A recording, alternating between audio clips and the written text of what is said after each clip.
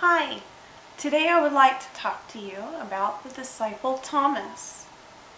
This is the disciple that is known for something he really shouldn't be known for, and not known for something he really should be known for. What do I mean by this?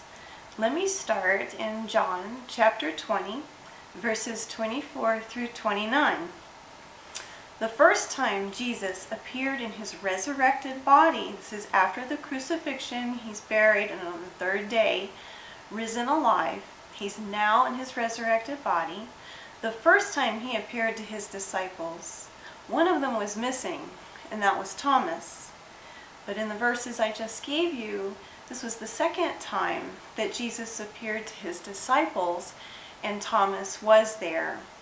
Now what it says in Scripture is this.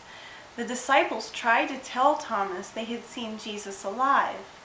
And Thomas is like, unless I see him myself and put my fingers in his hand holes, the handprint holes, and touch his side, I'm not going to believe. And so when Jesus came the second time and Thomas was there, he turned to Thomas and he said, Thomas, see my hands? Touch. Put your finger there. See my side? Look, see, and believe. When he did that, Thomas said, my God, my Lord. And Jesus said, Thomas, you believe because you have seen me. Blessed are those who believe and have not seen me. It's because of this story that Thomas acquired the name that you probably are familiar with, Doubting Thomas. But I want to tell you that that is not a name that comes from the Bible. You will not find that name anywhere in Scripture. Somewhere along the way, someone decided to call him that and the name stuck. However, I feel very strongly that this is a name that he should not have. And this is something he should not be known for. Why? Sounded like he expressed doubt, didn't it? Well, yes, but he wasn't the only one. I'm going to give some scriptures because I encourage people to look stories up for themselves and not just believe what I say or what anyone else says, but to read and open our Bibles and see what Scripture says ourselves. So the first one is Luke 24, verses 9 through 11. And it tells when the women, certain women were named, Mary Magdalene, Joanna, Mary, mother of James, and some other women had gone to the tomb and discovered that the stone had been rolled away and that it was empty. Jesus was not there.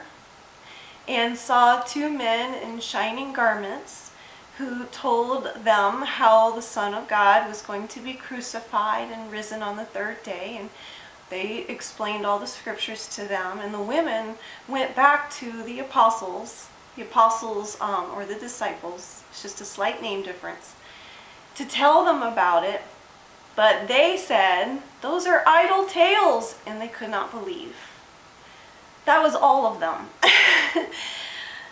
In Mark 16, verses 12 and 13, and also Luke 24, 13 through 35, were the two travelers in the country. They were headed out of Jerusalem to another town not far away, and as they were walking and talking about the events of the crucifixion, Jesus appeared alongside of them, except they did not know it was him at first. And he stayed with them, and they opened up all the scriptures to what had happened. And then at some point they were together, they realized it was Jesus, and then he disappeared. And they ran back to Jerusalem and immediately went to the disciples and told them, Jesus is alive. But they did not believe. In Mark 16, verse 14, and also Luke chapter 24, 36 through 43. This is where Jesus appeared to 11, and Scripture describes him upbraiding them for hardness of heart and for not believing the others he had sent to tell them that he was alive. Now the disciples were also afraid, thinking he was a ghost. And even though he said peace, don't be afraid, they still were.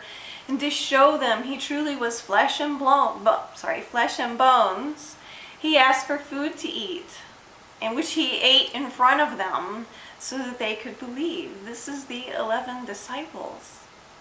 It just so happens in the Gospel of John, the very first story I started telling you, it specifically names Thomas.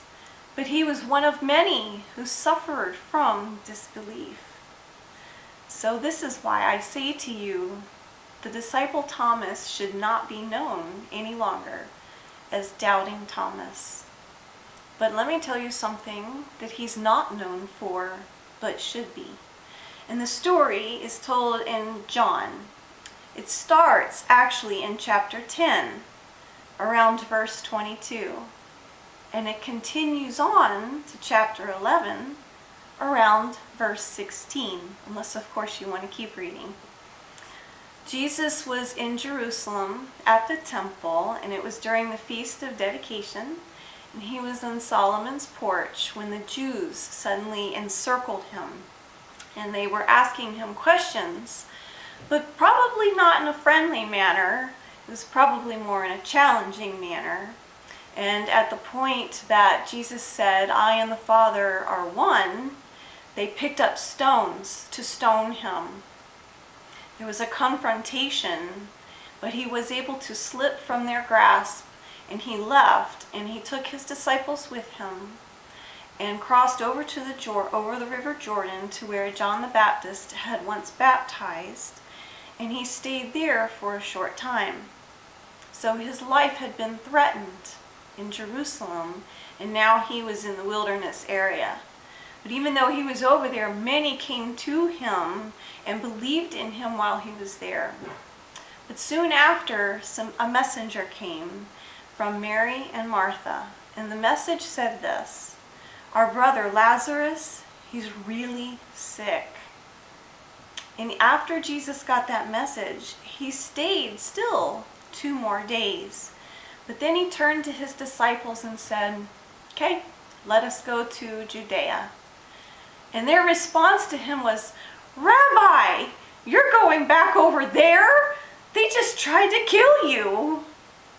It says it a little bit more eloquently in the Bible, but that's pretty much what it says. And his response is, "Well, yes, Lazarus is very sick, unto death." Or no, he said he's asleep. And the disciples' response was, "Well, then he'll be fine." Can you sense they're not really wanting to go back to being in danger? I can. But Jesus is like, "Okay guys, Lazarus is dead. But for your sake, I'm glad, because now you get to see. Because I wasn't there, now you're going to get to see a miracle." Well, I know those disciples were not eager to go back over there because his life had just been threatened. But one disciple stood up, and his name was Thomas. And he turned to the other disciples and he said, quote, "Let us also go, so that we may die with him." That right there is standing up and saying, guys, no matter what we face, whatever danger it is, he's worth it. And we know this. Let us be reminded of that. He's worth dying for. He's worth dying with. What we believe in Jesus, he's worth the whole commitment, the whole way. Let us all go with him. So Thomas was standing up and encouraging the other disciples by showing his own courage. As far as I know from Scripture, Thomas didn't seem to be in any leadership position. He was just one of the disciples. If anything, I would have expected someone like Peter to stand up and say something like that, but it wasn't. It was Thomas. Come on, guys. Let's go with him. even if it means dying with him. That is something that I think we should know Thomas for. Courage. Courage in the face of danger. Loyalty and commitment to Jesus no matter what persecution they may face. That is something we should know Thomas for. My takeaway from this disciple: I may not be in a leadership position, or maybe I am, but in whatever role I'm in, there may be times where I may need to stand up and encourage other people in the face of persecution or fear or something just doesn't look good, and say, okay guys, we're in this for the long haul. Jesus is worth it. He's worth what we're going to face. Let's do this. And I pray that I will be someone who can rally the troops, and I pray that you will too. That's all for Thomas.